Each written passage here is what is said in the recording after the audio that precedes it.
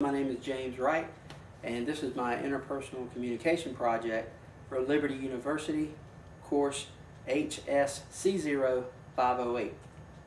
We're going to talk about interpersonal communication, and so here are some of the themes that we're going to cover.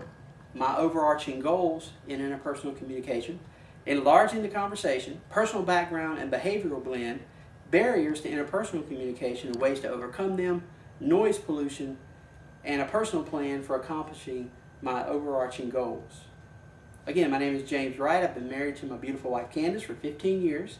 We have one child, Jaden, who is 10 years old.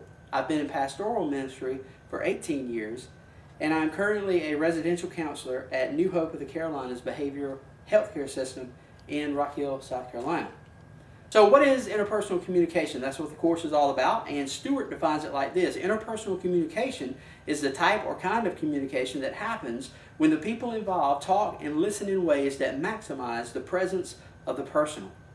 There are two major components to interpersonal communication. There's inhaling or listening, and there's exhaling or talking. And in regard to listening, Burley Allen states that listening is used far more than reading and writing combined.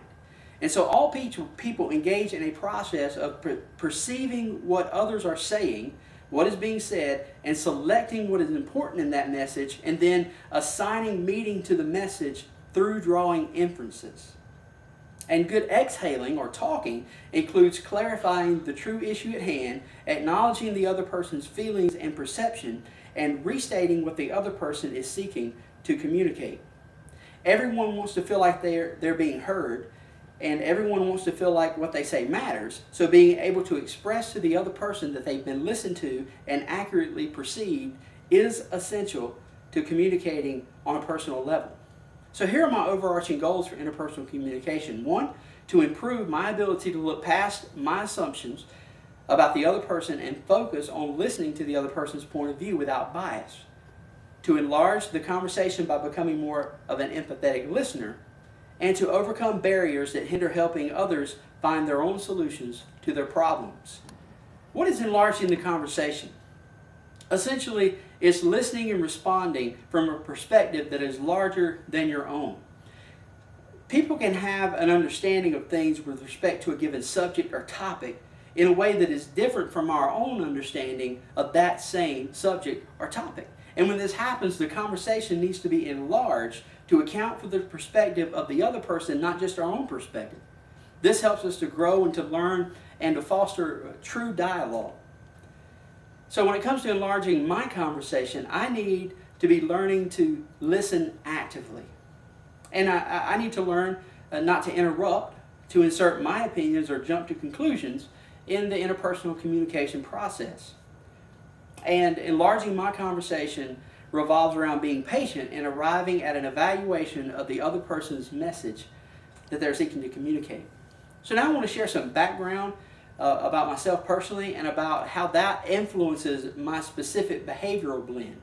I grew up in a blended family where parents are bringing children together into a family unit. We were semi-religious, meaning that we went to church a few times a year, major holidays. But there were few rules and limited oversight. I had to compete for attention a lot. I had two brothers and two sisters, and so I loved to talk and be the center of attention, and I hated to be alone. And all of this affected what we call our behavioral blend. And the definition of a behavioral blend it refers to the unique pairing of traits that a person is gifted with in connection with his or her personality. And Carbonell helped develop the DISC model, which identifies and measures 4 common temperaments that are characteristic of people. And DISC is the acronym used for these personality profiles and behavioral blends. And let's go over them briefly. The D stands for dominating, the dominating personality profile. These are people who are direct and results-oriented, driven, task-oriented. And then you also have the I. These are the inspiring types: outgoing, influential, interactive type people. And then you have S, the supportive type people who are warm and given to caring and value security. The C stands for the conscientious personality profile type or behavioral blend. This is your cautious person, your planner, your calculating person, your critical thinker, if you will.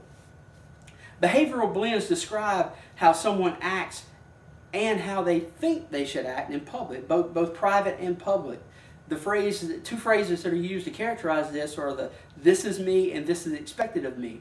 When we're talking about the "this is me" component of our behavioral blend, this is how we act around family and friends. And the "this is expected of me" has more to do with how we act in public or in a work environment, that we think certain things are expected of us in our behavioral blends. My personal behavioral blend is high I and low D, so ID, and there are certain benefits to the ID personality. There's also liabilities, and there can be potential abuses. In my personality profile assessment online that we did back at the beginning of the course, I was ID in both the "this is me" category and the "this is expected of me" category. Some of the benefits of ID are leadership, being a confident person, a person that operates with vision, passion, and being articulate. Some of the liabilities is sometimes you can be perceived as too forceful or overconfident. You may develop an unhealthy need for recognition, or you may develop arrogance in your life. So what are some barriers to interpersonal communication? Well, one barrier is hearing what I want to hear. Burley Allen stated it like this: a listening barrier exists when someone hears what he wants to hear, not what is really communicated.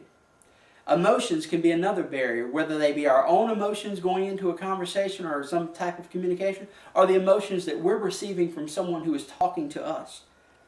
Owning the problem that Peterson spent a great deal of time talking about can be a barrier, where the listener begins to own the problem of the talker instead of the talker owning his or her own problem to be able to find a solution and self-discover that solution. And then there's the barrier of the interrupter, someone who's always interrupting to either give their opinion or give their slant or make an objection instead of allowing the other person to finish the message that they're seeking to communicate. Well, some of the ways that we can overcome these type of communication barriers are practicing nexting.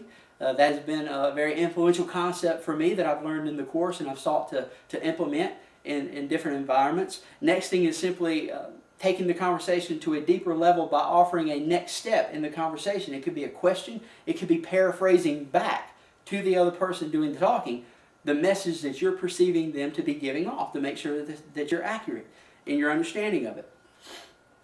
Another way to overcome communication barriers would be to allow the other person to finish their thoughts or their comments and ideas before I form an opinion about them.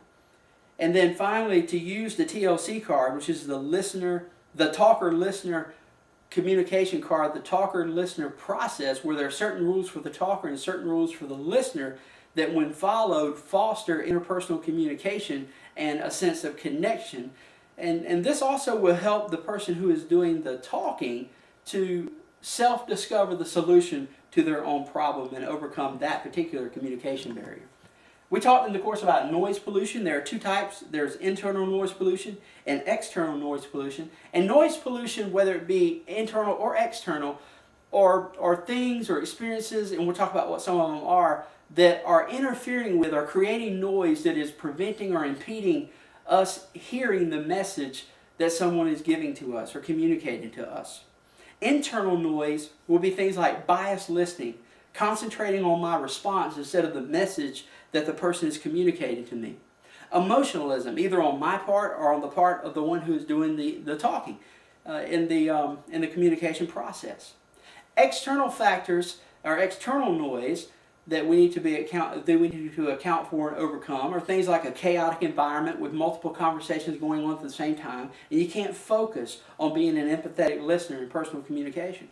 Frequent interruptions, calls or text messages. We live in a day where every time you turn around, you're connected to your phone, and those things can be good. You can get a lot accomplished like that, but can also be a big distraction and noise when you're trying to hear someone in an important conversation.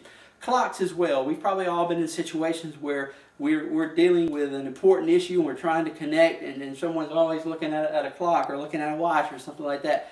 It gives us the impression that what I'm really trying to communicate is probably not that important to the other person.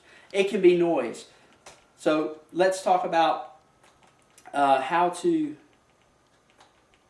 go back and fix these problems in interpersonal communication. How do we overcome the noise that is all around us. Well, minimizing it, one thing we can do is repeat or paraphrase the talker's message back to him or to her. A second way to minimize noise pollution is to be aware of our own personal biases. One practical way is to turn off or silence our cell phones when involved in a serious conversation. Also, verbalize your emotions or be honest about how you feel about the talker's emotions that you're perceiving them giving off. And then try to secure a quiet area where multiple conversations are not going on, and you can focus on interpersonal communication and having a deep connection as your goal. So what are some of the plans for accomplishing my overarching goals? Well, particularly this class has taught me to cultivate a healthy desire to understand people and their point of view. As a high I person in the behavioral blend and the DISC personality profile, I tend to be someone who loves to try to persuade others that my ideas are the best ways, or sometimes maybe the only ways. And so to foster healthy communication, I need to slow down and understand the other point of view and work on acknowledging my own personal biases when I go into conversations. Another plan is that true dialogue and interpersonal communication is about sharing thoughts and feelings. A sense of connection is the goal, not to win arguments. And so I plan to focus more on slowing down in the communication process and let the other person know that my goal is to connect with them, not necessarily to win an argument with them. And then finally, a good listener asks a lot of questions and repeats back what the other person is saying. So I will focus more on framing solutions in the form of a question so that others can solve their problems through self-discovery instead of me just simply offering up what the solution may be. And using the TLC card will help accomplish this goal as we establish what is the role of a talker and what is the role of a listener and whose turn is it and how are we functioning using that process. Well, I hope you've enjoyed my presentation on interpersonal communication. I've certainly enjoyed the class and learned a tremendous amount of not only information, but ways to apply this both in my professional and personal life.